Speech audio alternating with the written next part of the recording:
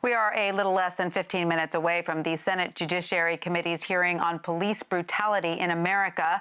Here are some live pictures from Capitol Hill. This hearing, when it begins, will be the first hearing led by the Republican-led committee since George Floyd died while in police custody more than 3 weeks ago. The hearing is set to touch on police use of force and community relations. Nearly a dozen witnesses, from civil rights leaders to law enforcement officials, are expected to testify. Earlier today, President Trump signed an executive order on police reform at the White House. The order is meant to incentivize police departments into adopting new standards in the use of force. Here is some of what the president had to say before he made the order official. Americans believe we must support the brave men and women in blue who police our streets and keep us safe.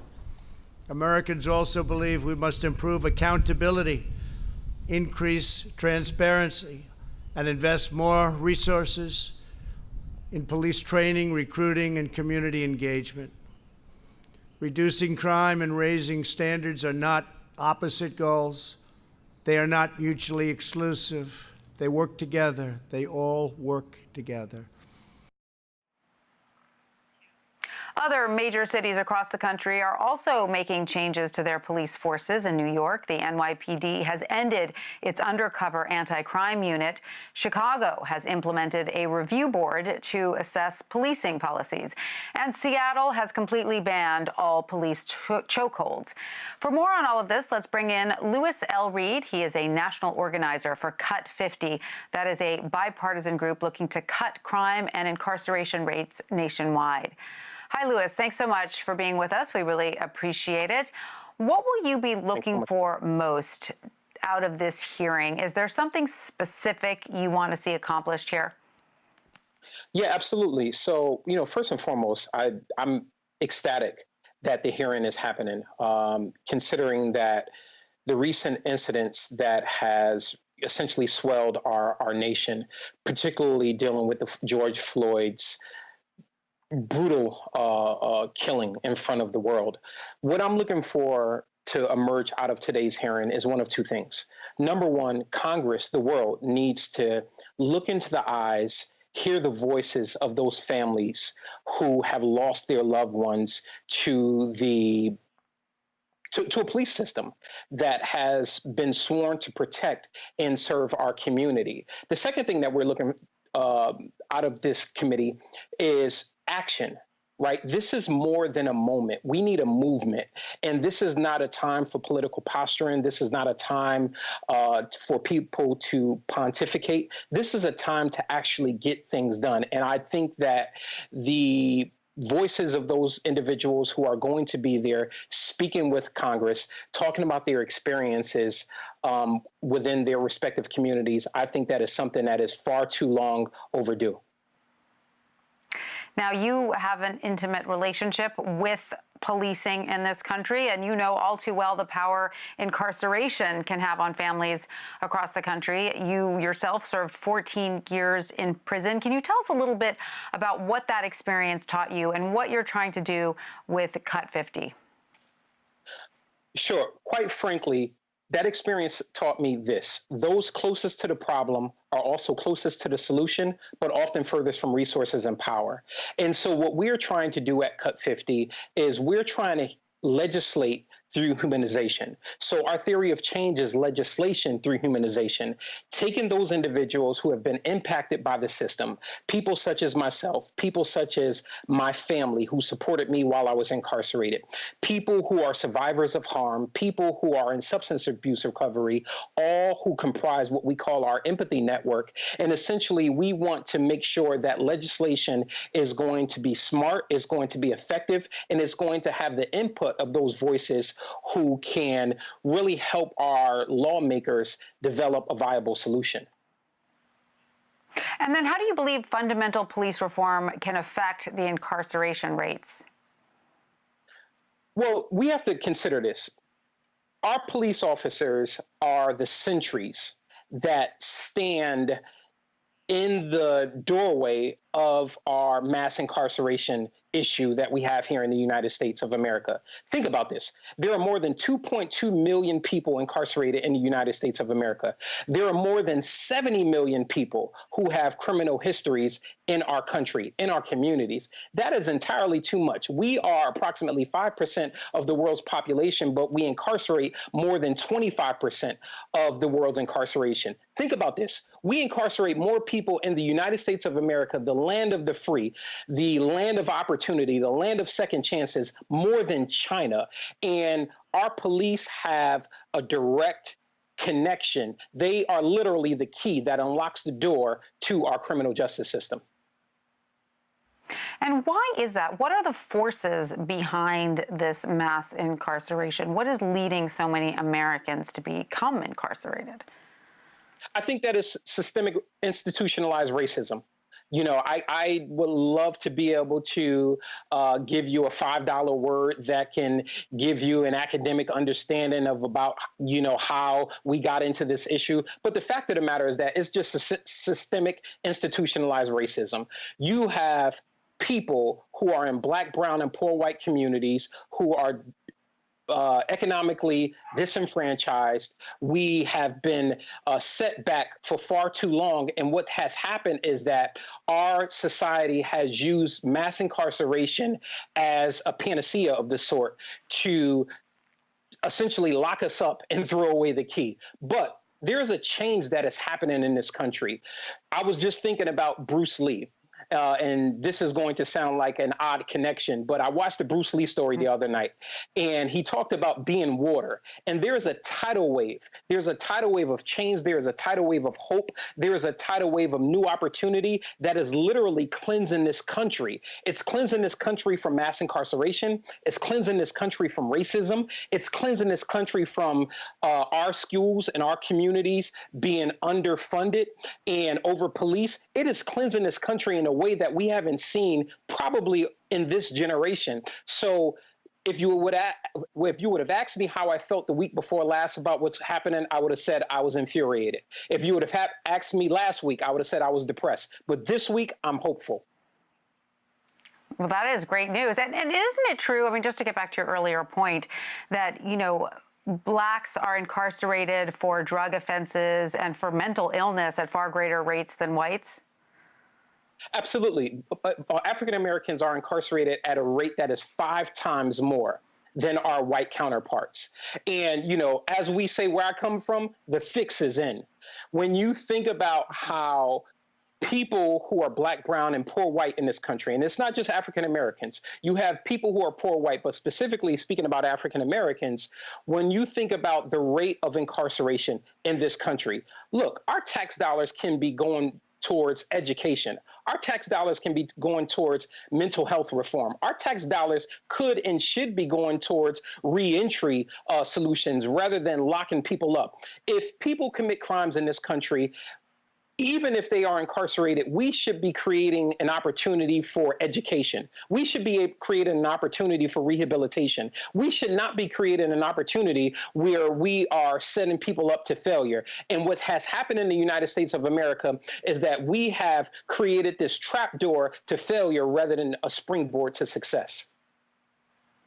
And when you talk about, you know, rehabilitation and alternatives to incarceration, are you talking about certain types of crimes, or do you believe that should be the case across the board?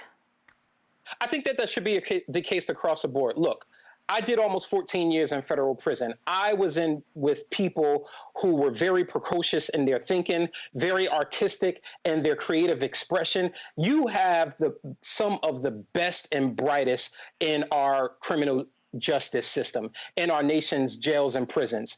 And if given the opportunity, if set up for success, we would be able to see our next generation, dare I say, our current generations, mechanical engineers, physicians, healthcare providers, thought leaders, et cetera. And so when I'm talking about creating opportunity for people who are incarcerated, it shouldn't matter what kind of crime you committed.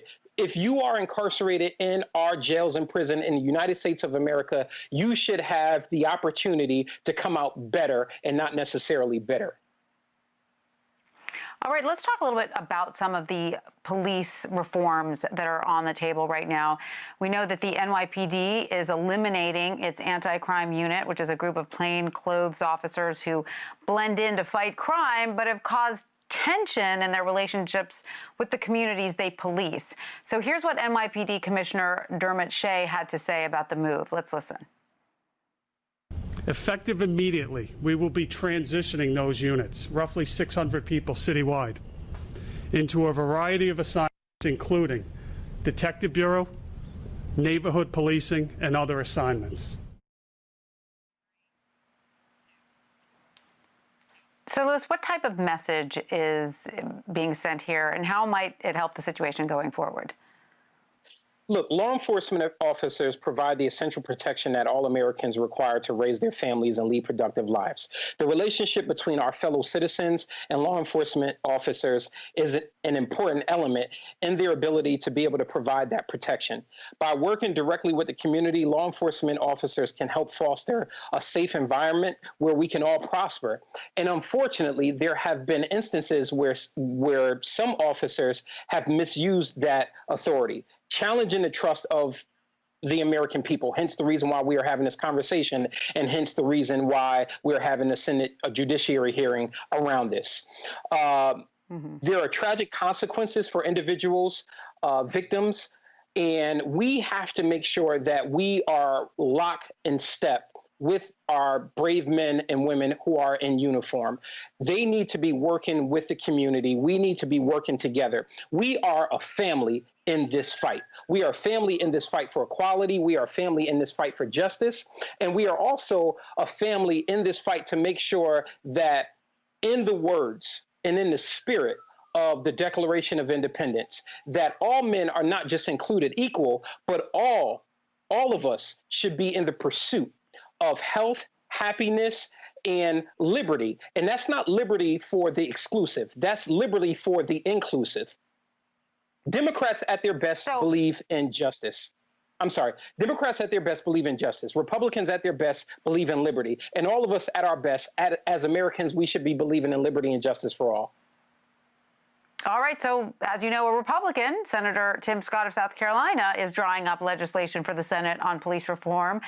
You know, unlike the House Democrats' proposal, he says his legislation will include more training for police officers instead of an outright ban on no-knock warrants and chokeholds. What do you think of Senator Scott's position on this? Look, this is a step in the absolute right direction. I can't sit here and say that I have all the answers. I think that just how it took all of us to contribute to the mass incarceration issue that we have in our country, to the failed mental health system that we have in our country, it's going to take all hands on deck and even more to make sure that we get out of it. And I am glad that Senator Tim Scott is actually leading the charge in this conversation and also bringing those individuals who have been impacted by the issue to the table. Again, those closest to the problem are also closest to the solution, but furthest from resources and power. And Tim Scott, Senator Tim Scott, I should say, is actually bridging that chasm between the two. And I'm curious what you think of President Trump's record on, criminal justice reform. As you know, you're a big supporter of the First Step Act, which was a bipartisan criminal justice bill signed by President Trump in 2018, I believe. So what do you think of his record on this topic? Well, this is what I think. I think that it's hard for people who have a heart, who are a human being, to look in the faces of families who have lost their loved ones to police violence and not be moved to a sense of empathy, not be moved to a sense of compassion. It's been reported that the families of Ahmaud Arbery, Breonna Taylor, and other people who have lost their loved ones to police encounters, that they met with the president just this afternoon. And I personally think that it is impossible for you to look at the grief-stricken eyes of a mother who lost her son to someone that was supposed to protect and serve her community and not be moved. not see a reflection of humanity in those tears. And so I think that this administration, while some may say that it's a day late and a dollar too short, so long as we are moving in the direction of having comprehensive reform, just like how we had in the First Step Act, I think that this is a second step in the right direction, particularly with our eyes focused on police reform in our country. So let me ask you about the president's executive order that he signed earlier this afternoon. In it, he specifically says chokeholds will be banned unless the officer feels threatened.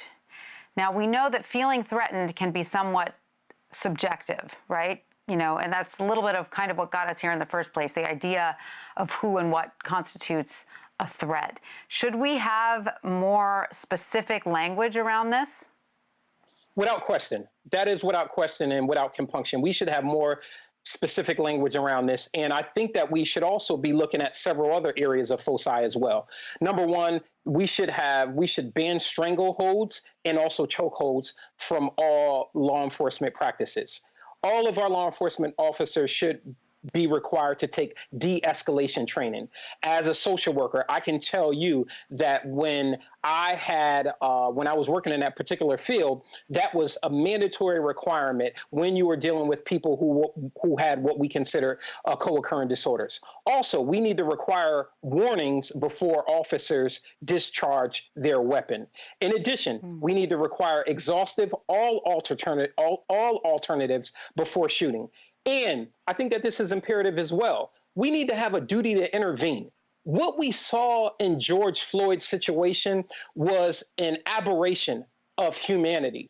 Those officers who sat by idly with their hands in their pocket, cavalierly watching the crowd, they should have intervened in that situation, and we should definitely make sure that that should be a requirement as we are talking about police reform. And last but not least, there should be a required use of force continuum. And I think that this language is a step in the right direction, but there is definitely more to be fleshed out in this skeletal proposal.